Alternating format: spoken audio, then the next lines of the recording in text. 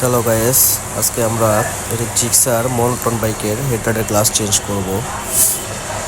তো ভাই একটা ভালো একটা ডিআরএল লাগাইছে, অ্যাপ কন্ট্রোল এবং পজিশন হেডলাইট লাগাইছে, বাট গ্লাসের উপরে স্ক্র্যাচের কারণে দেখতে অতটা সুন্দর লাগছে না।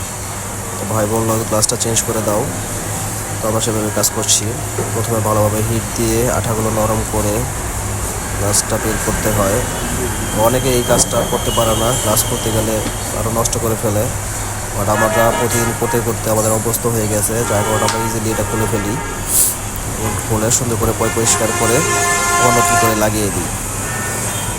ভিতরে ব্ল্যাক করা কারণ এটাতে একটা প্রজেকশন হেডলাইট মোটো কেয়ারের M20 হেডলাইট, তাই ব্ল্যাক করে দিয়েছি। এবং এই হেডলাইটের বাল্বের আলোটা অনেক সুন্দর হয়। ডিআরএলটাও সুন্দর, অ্যাপস কন্ট্রোল, রিমোট কন্ট্রোল, যে কোনো কালার করা যায়। এখন আমরা নতুন গ্লাসটা ফিটিং করব। দেখেন আমরা কীভাবে ফিটিং করি। ভালো করে আবার হিট দিয়ে গ্লাসটা বসাবো এবং সাইড দিয়ে ওয়াটারপ্রুফ করে দেবো আটা দিয়ে। ঠান্ডা লাগার জন্য ভালো মতন কথা বলতে পারতেছি না, আপনারা কিছু মনে করবেন না, প্রচুর ঠান্ডা লাগছে। যাই হোক, আমাদের গ্লাস ফিটিং অলমোস্ট শেষ।